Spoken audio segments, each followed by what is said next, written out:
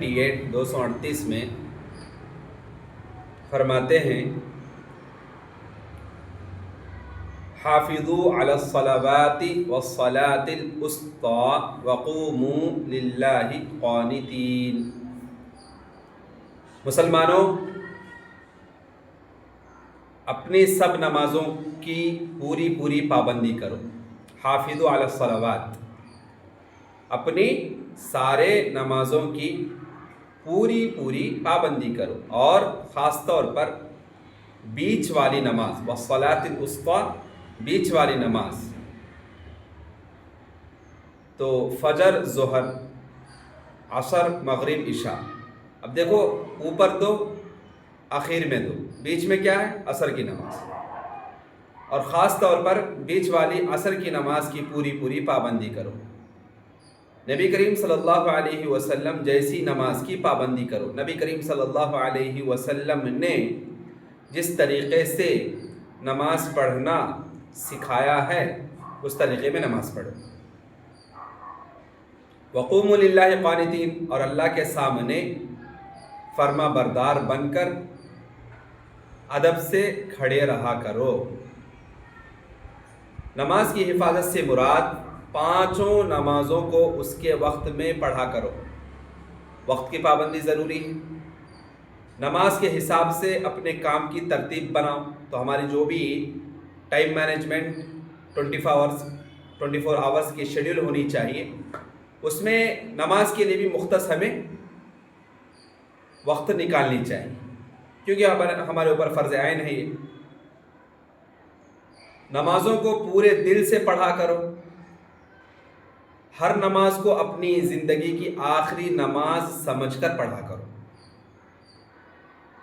جب بندہ اپنے نماز کو، ہر نماز کو اس نیت کے ساتھ پڑھے، اس سوچ و فکر کے ساتھ پڑھے کہ یہ جو نماز ہے میری زندگی کی سب سے آخری نماز ہے، تو پھر بندہ بہت انٹرسٹ دکھائے گا اس میں،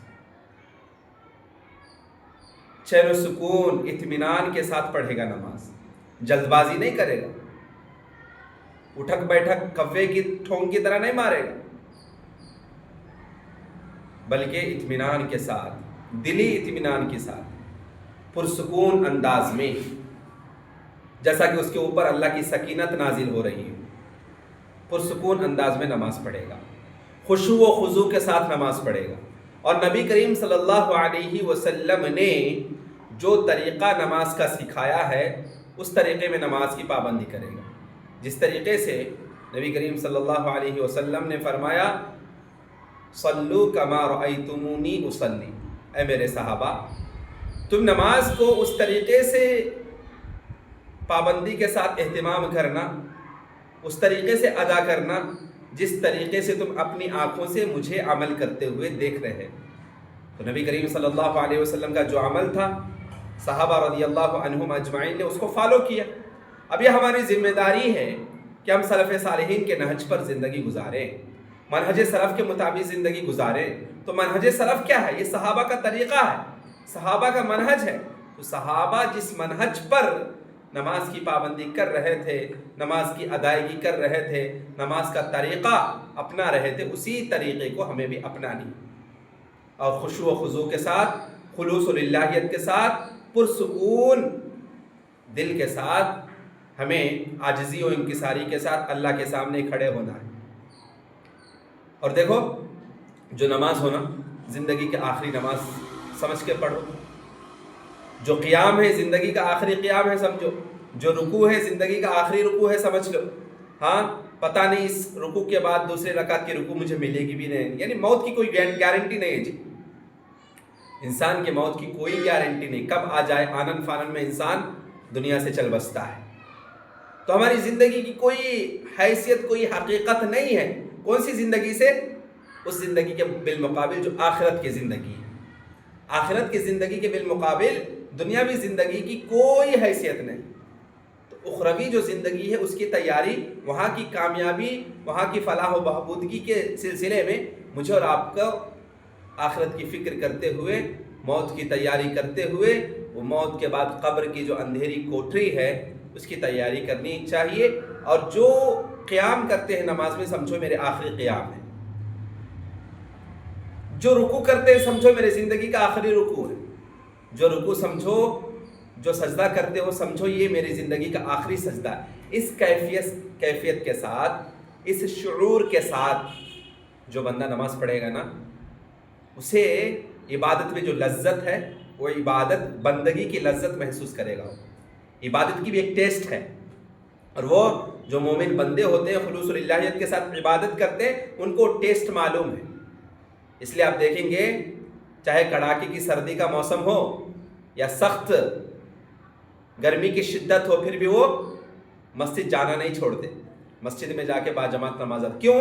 ان کو بندگی میں جو لذت محسوس ہونی چاہیے اس کا احساس انہوں نے کر لیا ہے، عبادت کی جو لذت ہوتی ہے اس کو محسوس کر لیا ہے، اس لذت کو انہوں نے چکھ لیا ہے۔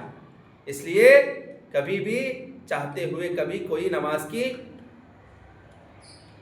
غیر حاضری نہیں ہوتے نماز میں، بلکہ جہاں بھی جاتے ہیں، سفر میں بھی ہوتے ہیں تو ڈھونڈتے ہیں کہ کہیں قریب میں کوئی مسجد ہے کیا، باجماعت نماز ادا کر۔ تو یہ نمازیوں کی کیفیت اس طریقے سے ہونی چاہیے، اور پابندی کے ساتھ روزانہ نماز کی پابندی کرنا ہے۔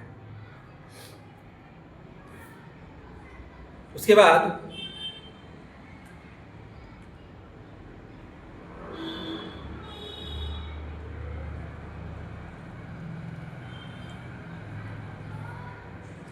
اللہ سبحانہ وتعالیٰ فرماتے ہیں فَإِنْ خِفْتُمْ فَرِجَالًا أَوْ رُكْبَانًا فَإِذَا أَمِنْتُمْ فَاذْكُرُوا اللَّهَ كَمَا عَلَّمَكُمْ مَا لَمْ تَكُونُوا تَعْلَمُونَ۔ اے مسلمانوں، اگر تم دشمن سے یا جانور سے ڈر کی حالت میں ہو، یعنی ڈر کی حالت میں ہو، سچویشن تمہارا کریٹیکل ہے، دشمن کا ڈر ہے، سمجھ رہے، دشمن کب حملہ کر دے گا اس کا ڈر ہے، یا کون سا جانور کب سفر کی حالت میں ہو، کون سا جانور کس جنگل سے کس طرف سے آ جائے، میرے جان کو خطرہ ہے، ایسے حالت میں ہو، ایسے سچویشن میں ہو، ڈر کی حالت میں ہو، تو چلتے ہوئے یا سواری پر نماز پڑھ لو۔ فرجالن تو چلتے ہوئے، اور رکبانن یا سواری پر نماز پڑھ لو، کیونکہ نماز کسی بھی حالت میں معاف نہیں ہے، جنگ میں بھی معاف نہیں ہے نماز۔ فَإِذَا أَمِنْتُمْ فَاذْكُرُوا اللَّهَ كَمَا عَلَّمَكُمْ مَا لَمْ تَكُونُوا تَعْلَمُونَ۔ اور ڈر ختم ہونے کے بعد، سمجھ رہے، یعنی سفر کے حالت میں تھے، سفر چاہے وہ ٹریولنگ وائل وہیکل پہ کر رہے ہوں یا سفر پیدل کر رہے ہیں، جیسا بھی ہو، چل کے ہو یا وہیکل کا استعمال کرتے ہوں، تو چاہے وہیکل پر یعنی جس گاڑی پر ہیں، چاہے وہ ٹرین ہو، بس ہو، ہوائی جہاز میں ہو، سہولت ہے وہاں نماز پڑھ لو سواری پر، یا چلتے ہوئے ہو تو دیکھو جہاں پہ تمہارے لیے اطمینان اور پرسکون جگہ نظر آ رہا ہے وہاں پہ نماز پڑھ لو۔ کب؟ جب دشمن کا ڈر ہو، یا جانور سے، یعنی جانور آ کے آپ کے اوپر اٹیک کرے گا اس کا ڈر ہو، تو ایسی حالت میں چلتے ہوئے سواری پر ہی نماز پڑھ لو، جا کر جو یعنی اپنے جان کو خطرے میں مت ڈال۔ اور ڈر جب ختم ہو جائے، دشمن کا ڈر جب ختم ہو جائے، جانور کے حملے کا ڈر جب ختم ہو جائے، اس کے بعد جب تمہیں امن و سکون مل جائے تو اللہ کو یاد کرو جس طرح اس نے تمہیں وہ کچھ سکھایا جو تم نہیں جانتے تھے۔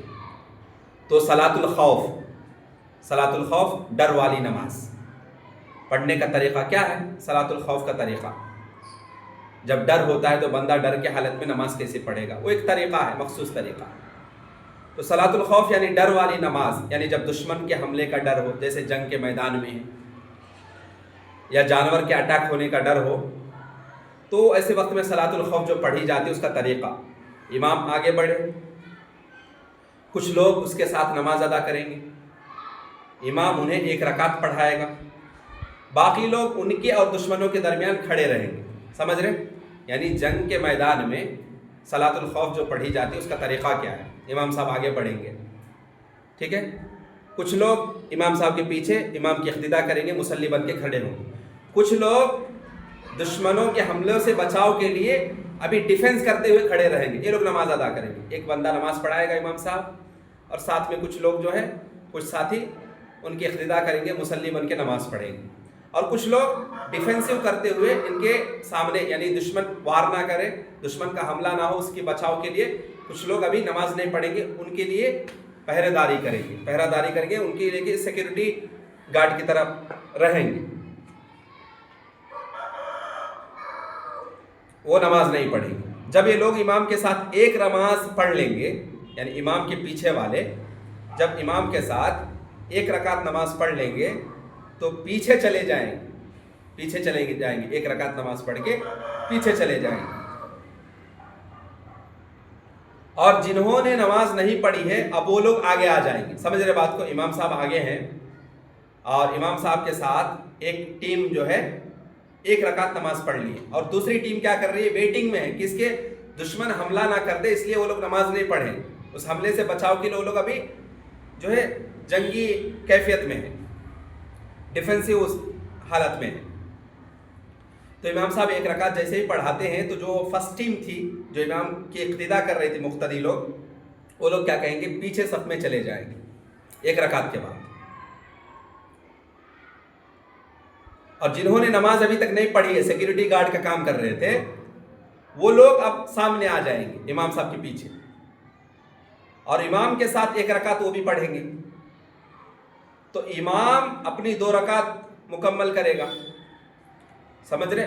فرسٹ ٹیم کے ساتھ، پہلی صف میں جو پہلے موجود تھے ان کے ساتھ امام کا ایک رکعت ہوا، تو امام دوسری رکعت جاری کرے گا، تو کیا ہوگا؟ دوسری رکعت سٹارٹنگ میں پہلے صف والے پیچھے چلے جائیں گے، اور پیچھے جو ویٹنگ کر رہے تھے، ڈیفینسو سسٹم میں تھے، سیکورٹی گارڈ کے طور پر، وہ لوگ اب سامنے صف میں چلے آئیں گے۔ تو اس طریقے سے پہلے صف والوں کا پہلی رکعت ہو چکا تھا، اب جو ابھی تک نماز نہیں پڑھے تھے وہ لوگ پھر پہلی صف میں آ گئے، ٹھیک ہے؟ پھر انہوں نے ایک رکعت، پھر دوسری رکعت پڑھا دی، تو امام کا 2 رکعت ہوا۔ تو امام تو اپنی 2 رکعت پڑھ کر فارغ ہو گیا، امام فارغ ہو گیا، یعنی امام کی 2 رکعت ختم۔ اب یہ دونوں جو گروپ ہے باری باری باقی ایک ایک رکعت پوری کر لیں گے، تو ان کی بھی 2 رکعت ہو جائیں گی۔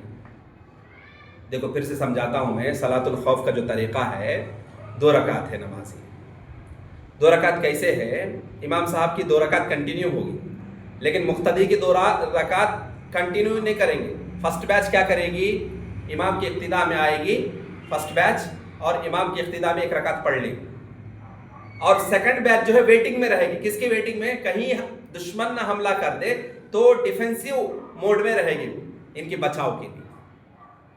ایک رکعت جیسے ہی ختم ہوگا امام کا، امام دوسری رکعت کے لیے اٹھے گا نا، تو پہلی بیچ جو ہے، فرسٹ بیچ جو اقتداء کر رہی ہے، مقتدی ہے، مصلی ہے، وہ پیچھے چلے جائے گی۔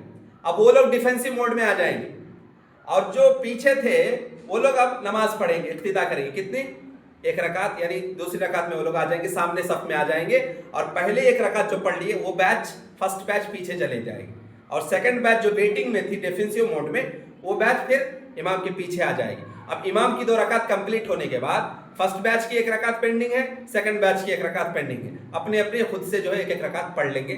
تو یہ صلاۃ الخوف یعنی جنگی میدان میں نماز پڑھنے کا طریقہ ہے۔ جب دشمن کے حملے کا ڈر ہو تو اس کے پڑھنے کا طریقہ ہے، جیسا کہ اللہ سبحانہ وتعالیٰ نے فرمایا فَإِنْ خِفْتُمْ فَرِجَالًا أَوْ رُكْبَانًا۔ اے مسلمان، اگر تم دشمن یا جانور سے ڈر کی حالت میں ہو تو چلتے ہوئے یا سواری پر نماز پڑھ لو۔ تو جب یعنی دشمن کا خوف ہوتا ہے، حملے کا خوف ہوتا ہے، تو اس کو صلاۃ الخوف کہتے ہیں۔ 2 رکعت کی نماز ہے، پڑھنے کی کیفیت الگ الگ ہے، یعنی امام کی اقتداء کرتے ہوئے فرسٹ بیچ جو ہے ایک رکعت پڑھے گی، امام دوسری رکعت میں آئے گا تو سیکنڈ بیچ جو ویٹنگ میں تھی وہ پہلے آ جائیں گی، اور فرسٹ بیچ والے پیچھے چلے جائیں گے، پھر امام کی 2 رکعت ہو جائے گی، فرسٹ بیچ والوں کی ایک پینڈنگ ہوگی، سیکنڈ بیچ والے کی پھر ایک پینڈنگ ہوگی، دونوں اپنے اپنی ایک ایک رکعت خود سے پڑھ لیں گے۔ اس طریقے سے 2 رکعت صلاۃ الخوف یعنی جنگی صورتحال میں پڑھنے والی نماز۔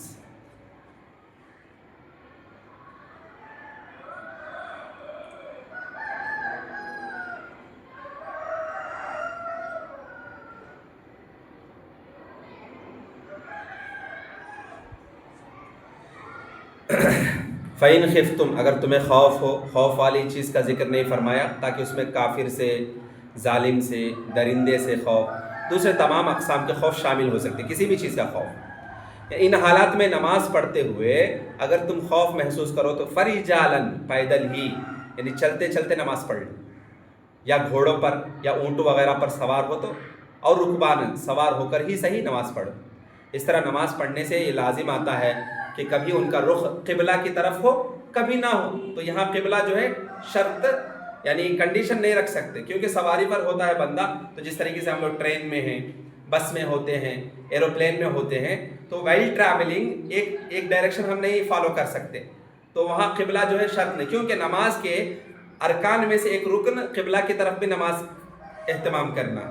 اب یہاں پہ صورتحال چینج ہے، یہاں سچویشن پورا کریٹیکل ہے، یا تو جنگی صورتحال ہے، دشمن کا خوف ہے، یا تو سفر میں ہے، سفر میں ایک ڈائریکشن میں نہیں ہوتا ہے وہیکل، جو بھی گاڑی چلتی ہے چاہے وہ ٹرین ہو، کار ہو، بس ہو، ایروپلین ہو، ڈائریکشن چینج ہوتے رہتا ہے روٹ میپ کے حساب سے، تو اس حساب سے جو وہاں مینڈیٹری نہیں ہے قبلہ۔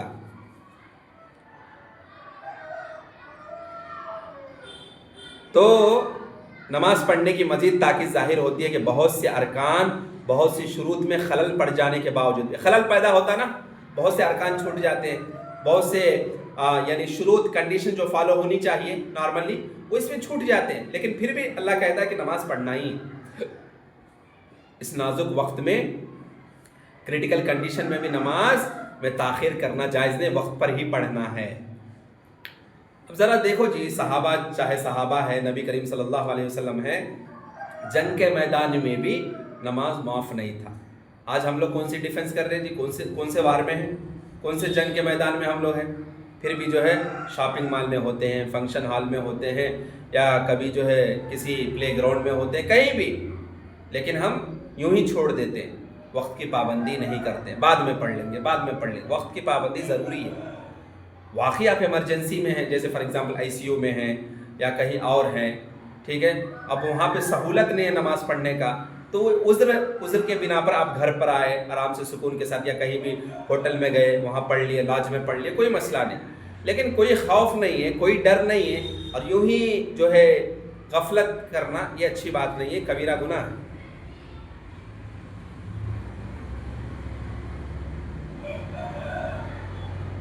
تو جب جنگی میدان میں خوف کے حالت میں اللہ سبحانہ و تعالیٰ کہتا ہے چلتے ہوئے یا سواری پر ہی نماز پڑھ لو، تو پھر ہم بغیر عذر کے کیسے نماز کو چھوڑ سکتے ہیں، اور اللہ سبحانہ و تعالیٰ کے سامنے اس کا عذر کیا پیش کریں گے کہ میں شاپنگ مال میں تھا، میں فنکشن ہال میں اٹینڈ کر رہا تھا، عقیقہ فنکشن، میرج فنکشن یا ولیمہ فنکشن میں اٹینڈنگ کر رہا تھا، اس لیے نماز نہیں پڑھا، کیا بولیں گے اللہ، کیا جواب دیں گے؟ اس کے بارے میں مجھے اور آپ کو سوچنے کی ضرورت ہے، کیونکہ بغیر عذر کے ایک وقت کا نماز بھی اللہ سبحانہ و تعالیٰ کل قیامت میں عبادت کے سلسلے میں جو سب سے پہلا سوال کرے گا وہ عبادت نماز ہے، اور نبی کریم صلی اللہ علیہ وسلم نے فرمایا کہ جو پہلے سوال میں سکسیس ہو گیا اس کے بعد کے آنے والے کوشچنس اس کے لیے بہت ایزی ہوں، اور پہلا سوال ہی اٹک گیا بندہ عبادت کے سلسلے میں نماز کے بارے میں، تو اس کے بعد سارے سوالات اس کے مشکل ہو جائیں گے۔ اس لیے پہلا سوال ہمارے لیے آسان ہونا ہے، اس زندگی میں بغیر عذر کے ایک نماز بھی چھوڑنے کی ہمیں جو ہے کوشش نہیں کرنی چاہیے، حتی الامکان جیسا بھی ممکن ہو کوشش کرنی چاہیے کہ ہم نماز وقت پر اس کی پابندی کرتے رہیں۔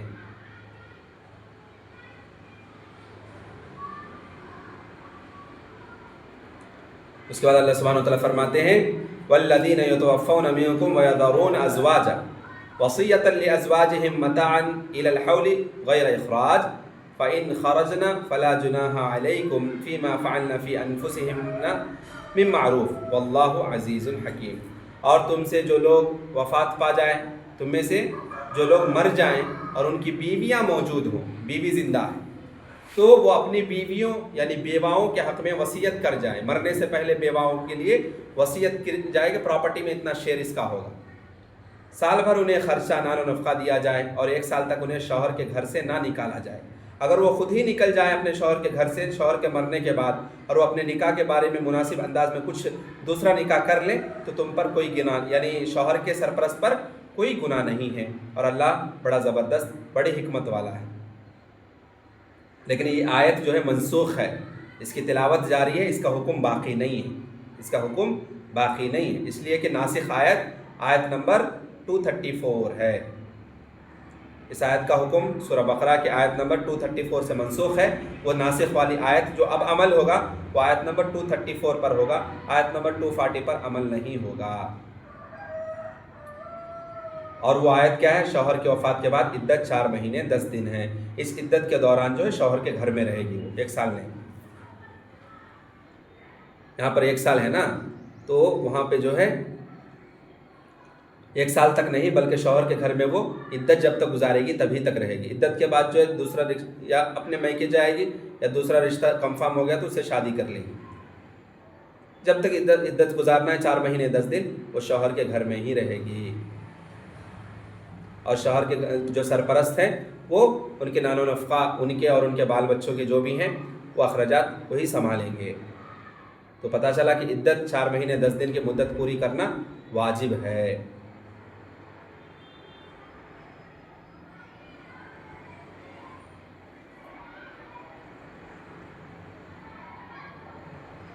اور یہاں پہ مستحب ہونے کی دلیل یہ ہے کہ سال پورا ہونے سے پہلے عورتوں کے اس گھر سے چلے جانے کی صورت میں اللہ تعالیٰ شوہر کے جو وارثین ہیں، سرپرست ہیں، اس پر گناہ کا کوئی ذکر نہیں کیا. اگر اس گھر میں رہائش رکھنا واجب ہوتا تو انہیں نہ کہا جاتا کہ کوئی حرج نہیں ہے. تو اس گھر میں رہنا واجب نہیں ہے. اگر چاہتی ہے تو دوسری شادی کرتے ہوئے دوسری جگہ جا سکتی ہے عورت.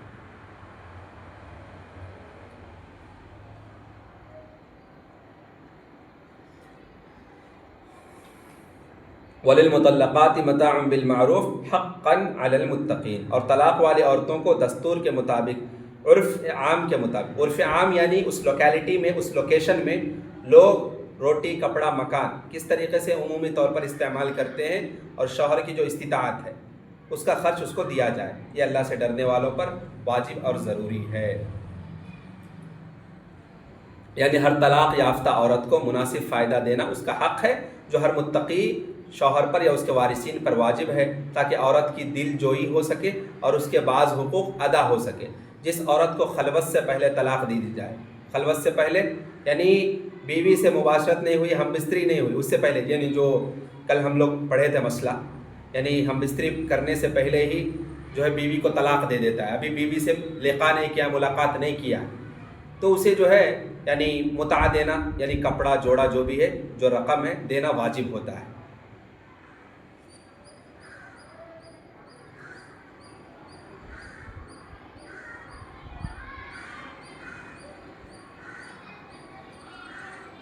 کذالک یبین اللہ لکم آیاتہ لعلکم تعقلون. اللہ تعالیٰ اسی طرح اپنی آیتوں کو، اپنے حکموں کو کھول کھول کر واضح طور پر بیان کر دیتا ہے تاکہ تم سمجھ سکو.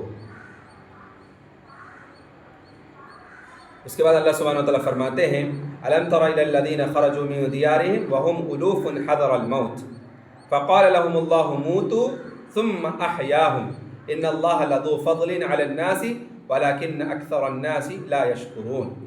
اے نبی صلی اللہ علیہ وسلم، کیا آپ نے بنی اسرائیل میں سے ان لوگوں کو نہیں دیکھا؟ الم تر الی الذین خرجوا من دیارہم، جو اپنے گھروں سے ہزاروں کی تعداد میں موت کی ڈر سے نکل کر بھاگ گئے تھے.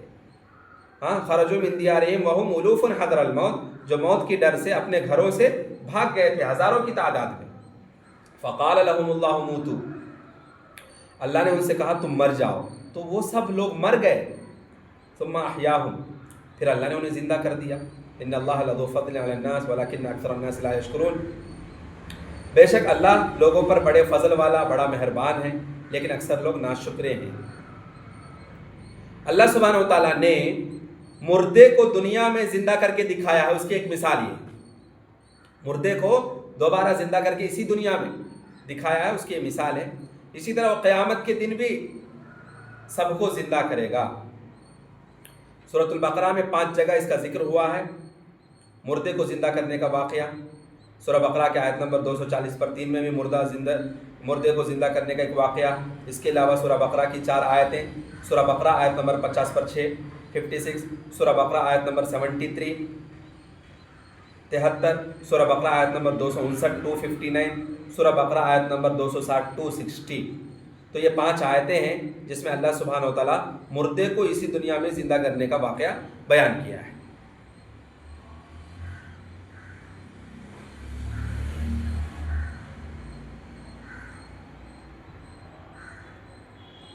وقاتلوا فی سبیل اللہ واعلموا ان اللہ سمیع علیم، اور تم اللہ کے راستے میں جہاد کرو، موت سے ڈرنے کی ضرورت نہیں ہے، اور جان لو کہ بے شک اللہ سب کچھ سننے والا اور سب کچھ جاننے والا ہے۔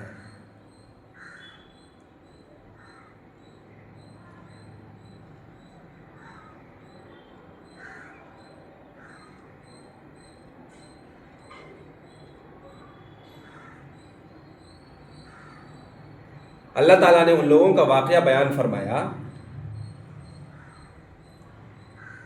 242 میں، جو ایک متفقہ مقصد کے تحت کثیر تعداد میں اپنے گھروں سے نکل کھڑے ہوئے تھے۔ ان کے نکلنے کی وجہ یہ تھی کہ وہ وبا، وائرل ڈیزیز، وائرس کسی اور وجہ سے مر جانے کا خوف رکھتے تھے کہ وبا پھیل گئی ہے، وائرس پھیل چکا ہے، ہم یہاں رہیں گے تو مر جائیں گے، اس لیے وہ لوگ جو ہے ہزاروں کی تعداد میں وہاں سے نکلے۔ یہ بنی اسرائیل کا واقعہ ہے۔ گھروں سے نکلنے سے ان کا مقصود موت سے بچنا تھا، موت سے بچنا چاہتے تھے، اس لیے جو ہے اس وائرس سے بچنے کے لیے ہزاروں کی تعداد میں اس گاؤں سے اس جگہ سے بھاگ نکلے۔ ان کا مقصد تھا کہ کسی طریقے سے جان بچ جائے، لیکن تقدیر کے آگے تدبیر نہیں چلتی ہے۔ جہاں پہ ڈیسٹنی کی بات ہو، تقدیر کی بات ہو، وہاں پلاننگ کی نہیں چلتی۔ تو یہ پتہ چلا کہ کیونکہ تقدیر اللہ سبحانہ و تعالیٰ لکھتا ہے نا، اور انسان کی پلاننگ ہوتی ہے، تو اللہ کی پلاننگ میں انسان کی پلاننگ میں بہت زمین آسمان کا فرق ہے، اس لیے تقدیر کے آگے تدبیر نہیں چلتی۔ چنانچہ اللہ سبحانہ و تعالیٰ نے فرمایا فقال لهم اللہ موتوا، اللہ تعالیٰ نے انہیں فرمایا مر جاؤ۔ تو کیا ہوا؟ وہ لوگ مر گئے، تو مر گئے، ثم پھر اللہ تعالیٰ نے کہا احیاہم، انہیں زندہ کر دیا، یا نبی کی دعا کی وجہ سے یا کسی اور وجہ سے زندہ کر دیا اللہ سبحانہ و تعالیٰ۔ یہ ان پر رحمت، اللہ کی رحمت، اللہ کی مہربانی اور اللہ کا حلم کا اظہار تھا، اور مردوں کو زندہ کرنے کی ایک نشانی دکھانا اللہ کو مقصود تھا کہ میں مردوں کو اسی دنیا میں دوبارہ کس طریقے سے زندہ کر سکتا ہوں، زندہ کرنے پر قادر ہوں، اس کی ایک مثال اللہ سبحانہ و تعالیٰ ہمارے سامنے پیش کیا، اور وہی اسی قصے کو ہمارے سامنے یہاں بیان کر رہا ہے امت محمدیہ کے لیے اور تا قیامت آنے والے لوگوں کے لیے، کہ دیکھو دنیا میں ہی میں نے ایک قوم کو ہزاروں کی تعداد میں مار کر دوبارہ زندہ کیا ہے، اسی طریقے سے بعد الموت ہے، قیامت کا جو منظر ہے اسی طریقے سے ہوگا، سارے لوگ اپنے قبر سے دوبارہ اٹھائے جائیں گے۔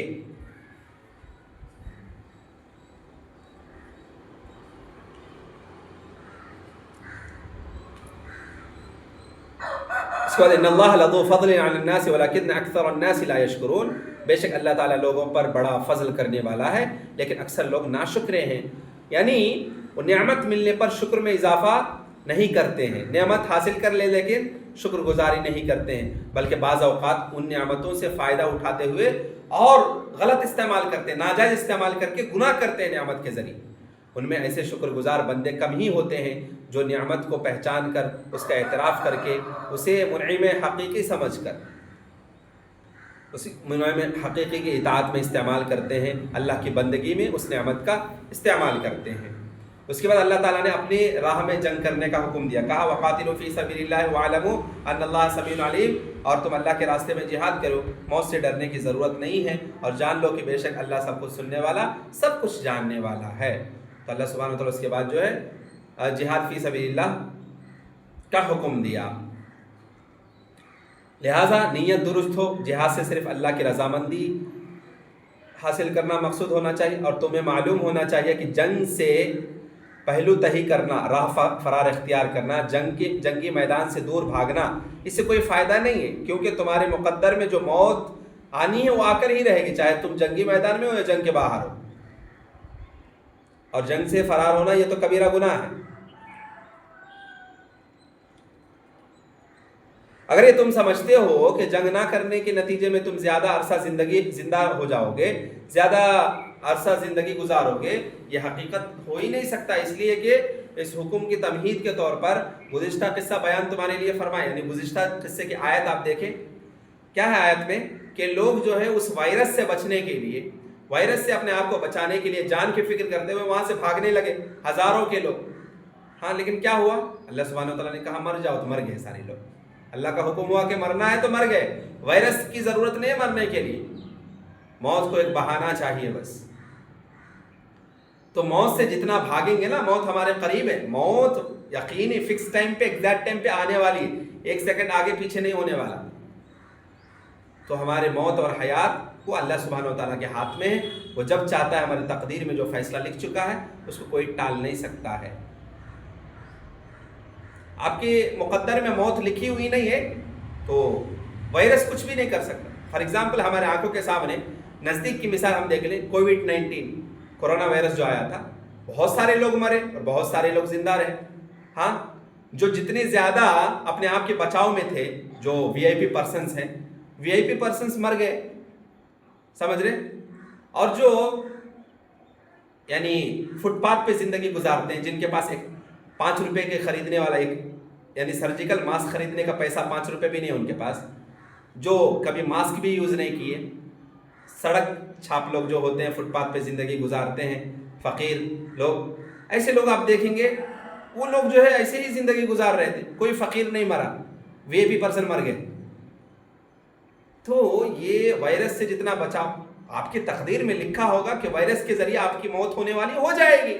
نہیں لکھا ہے تو چاہے ایک ساتھ 1000 وائرس آ جائے، آپ کا کچھ نقصان نہیں ہوگا. اور اگر سے تقدیر میں لکھا ہے تو وائرس کے آنے کی ضرورت نہیں، یوں ہی موت ہو جائے گی آپ کی.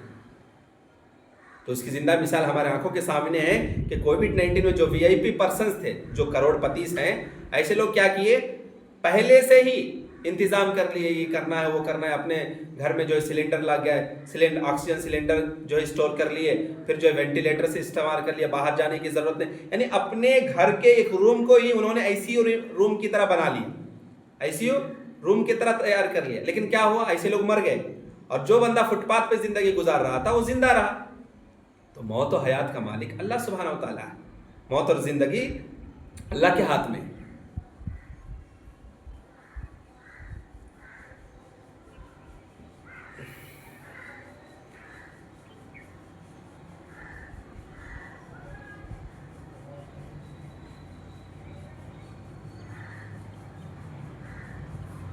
اس کے بعد اللہ سبحانہ و تعالیٰ فرماتے ہیں ما ذا الذی یقرض اللہ قرضا حسنا فیضاعفہ ما اضعاف کثیرا واللہ یقبض ویبسط والیہ ترجعون. کون ہے جو اللہ کو قرض حسنا دے، اچھا قرض دے، تو اللہ اسے اس کے لیے کئی گنا زیادہ اضافہ کر کے بڑھا دے گا اس کے مال میں. اور اللہ جس کے لیے چاہتا ہے روزی کو تنگ کر دیتا ہے، اور جس کے لیے چاہتا ہے روزی کو کھول دیتا ہے. اللہ یقبض ویبسط والیہ ترجعون. اللہ جسے چاہتا ہے، جس کی روزی چاہتا ہے کم کر دیتا ہے، تنگ کر دیتا ہے، اور اللہ جس کے لیے چاہتا ہے روزی کو کھول دیتا ہے. وَإِلَيْهِ تُرْجَعُونَ. اور اسی اللہ کی طرف تم سب کو لوٹ کر جانا ہے. قرض حسنہ یعنی اچھا قرض. تو اچھا قرض سے مراد کیا ہے، اللہ کی رضامندی کے لیے، اللہ کی خوشنودی حاصل کرنے کے لیے دل کی خوشی کے ساتھ فقیروں، مسکینوں، رشتہ داروں، غریبوں وغیرہ کو مال دیا جائے، یا کسی کو قرض دیا جائے تو اسے ادا کرنے کے لیے تنگ نہ کیا جائے. اور اگر قرض لینے والا ادا نہ کر سکتا تو اسے معاف بھی کر دیا جائے. اللہ کو قرض حسنہ دینے میں ہر طرح کی نیکی شامل ہے. اللہ کے راستے میں خرچ کرنے کی تمام صورتیں اس میں داخل ہے. خرچ کرنے سے مال کم نہیں ہوتا. یہ تو شیطان حملہ کرتا ہے ہماری نیتوں پر، شیطان حملہ کرتا ہے. کبھی جو ہے خود اپنے ہمارے دلوں میں وسوسے ڈالتا ہے کہ اپنا پیسہ تمہاری محنت کمائی کا پیسہ ہے، خون محنت کے ساتھ کمائی کرتے ہو، ہاں خون پسینے کی محنت کی کمائی ہے، اسے یوں ہی خرچ کرتے رہو گے، صدقہ و خیرات کرتے رہو گے. تمہارے فیوچر کا سوچو، اپنے بچوں کا فیوچر کا سوچو، اپنی بیوی کے فیوچر کا سوچو. ایسا ویسا کر کے جو ہے کیا ہے، صدقہ و خیرات کی جو نیت ہوتی ہے اس سے پھیر دیتا ہے، اور بندہ جو ہے توفیق سے محروم ہو جاتا ہے. اور کبھی کیا ہے، بندہ چاہتا ہے لیکن شیطان جو ہے کسی اور شکل میں آئے گا آپ کو بہکا. بیوی بولے گی، خود بیوی بولے گی کہ کیا ضرورت ہے، آپ خون پسینہ محنت کر کے کماتے ہیں، ہاں اب خون پسینے کی محنت کی کمائی ہمیشہ رشتہ داروں میں بانٹتے رہتے ہیں، ہماری فکر نہیں ہے، بچوں کی مستقبل کی فکر نہیں ہے، بچوں کو اس یونیورسٹی میں پڑھانا ہے، اس یونیورسٹی میں پڑھانا، اتنے خرچے ہوں گے، بچے کو ڈاکٹر بنانا، انجینئر بنانا، اتنا پیسوں کی ضرورت ہوگی، اس وقت کے لیے بینک بیلنس رکھ لیجئے، سیونگ کر لیجئے. صدقہ خیرات جو پوچھتے ہیں دے دیتے ہیں، جو رشتہ دار آ کے پوچھتا ہے دے دیتے ہیں. اس لیے جو شیطان بیوی کے شکل میں آ کے بیوی کے ذریعے جو ہے وسوسے ڈالتی ہے اور بندے کو صدقہ و خیرات کرنے سے روک دیتی ہے۔ حالانکہ یہ سوچنا چاہیے کہ اللہ کے راستے میں اللہ کی خوشنودی حاصل کرنے کے لیے آپ جس کا بھی تعاون کریں گے، چاہے وہ فقیر ہے، مسکین ہے، بیوہ ہے، رشتہ دار ہے، جو بھی ہے، جس کو وقت ضرورت آپ دیں گے، وہ مال میں کمی کا ذریعہ نہیں ہے، مال میں اضافہ کا ذریعہ ہے، مال میں برکت کا ذریعہ ہے۔ آپ دیکھے ہوں گے اپنی زندگی میں، خود ایکسپیرینس کیے ہوں گے، تجربہ ہوگا آپ کو کہ جب بھی آپ صدقہ و خیرات کرتے ہیں آپ کی بزنس میں پروفٹ ہوتی ہے، لاس کبھی نہیں ہوتا۔ اور جو بزنس مین صدقہ و خیرات نہیں کرتے، بزنس پروفٹ تو ہوتے نظر آتا ہے لیکن دوسرے سائڈ سے چلا جاتا ہے، کوئی بیماری آ گئی، کینسر آ گیا ہے، بڑے بڑی بیماریاں آ جاتی ہیں، کہیں ایکسیڈنٹ ہو گیا، کار ایکسیڈنٹ ہو گئی، تو اللہ سبحانہ و تعالیٰ کو ڈائریکٹ نہیں دیتے نا، تو انڈائریکٹلی اللہ دوسرے ذریعے سے پیسے چھین لیتا ہے۔ اور یہی اگرچہ آپ صدقہ و خیرات کی عادت رکھیں گے، جب جس کو ضرورت ہوتی ہے آپ تعاون کرتے رہیں گے، تو پھر کیا ہوگا اس کا مسئلہ کہ آپ جو ہے آفت سے، مصیبتوں سے دور رہیں گے۔ ہاں، یعنی حادثات، واردات، اسی طریقے سے ہر چیز سے اللہ سبحانہ و تعالیٰ آپ کی مدد فرمائے گا، حفاظت فرمائے گا۔ اور اللہ کے راستے میں آپ 1 روپیہ دیں گے تو اللہ جو ہے 7 گنا، 70 گنا، جتنا چاہے، یعنی آپ کی خلوص للہیت پر مبنی ہے یہ سب۔ آپ کتنے اخلاص کے ساتھ دے رہے ہیں، کتنے خلوص للہیت کے ساتھ اللہ کو خوشنودی حاصل کرنے کے لیے، جتنی نیت آپ کی نیت جیسی ہوگی، نیت خراب ہے، سمجھ رہے فیمس ہونا ہے، ریاکاری مقصود ہے، ناموری حاصل کرنا مقصود ہے، فیمس ہونا پر، فیمس پرسنالٹی میں آپ کا نام آ جائے، مشہور ہو جائے کہ فلاں آدمی چیریٹی کرتا ہے، ٹھیک ہے، چیریٹیبل ٹرسٹ میں آپ کا نام آ جائے، یہ سب ناموری کے لیے کرتے ہیں، تو آپ کروڑوں روپے کا چیک لکھ کر دے دیں گے، 1 روپیہ بھی پیسہ فائدہ نہیں ہے اس کا، ایک نیکی کی بھی نہیں ملنے والی کروڑ روپے آپ خرچ کر دیے، اور 1 چلر روپے دے دے، 10-20 روپے، لیکن خلوص کے ساتھ دے، وہ کروڑ روپے جو ریاکاری کے بدلے دی گئی ہے، اس سے بہتر 10 روپے 20 روپے چلر دینا ہے۔ تو خلوص اور للہیت معنی رکھتی ہیں، ہماری صدقہ و خیرات کی قبولیت کے لیے شرط اخلاص و للہیت ہے، اللہ کی رضامندی حاصل کرنے کے لیے خلوص دل اور سچی نیت کے ساتھ دینی چاہیے، تبھی قابل قبول ہوگا، اور تبھی ہمارے مال میں اللہ سبحانہ و تعالیٰ برکت عطا فرمائے گا۔ اس کے بعد جو ہے ٹاپک چینج ہوتا ہے، آج کے لیے یہی تک ہم اکتفا کرتے ہیں۔ دعا ہے رب العالمین سے کہ ہم نے جو بھی پڑھا اور سیکھا ہے، اللہ سبحانہ و تعالیٰ اس پر عمل کرنے کی توفیق دے اور اس کی تبلیغ کرنے کی توفیق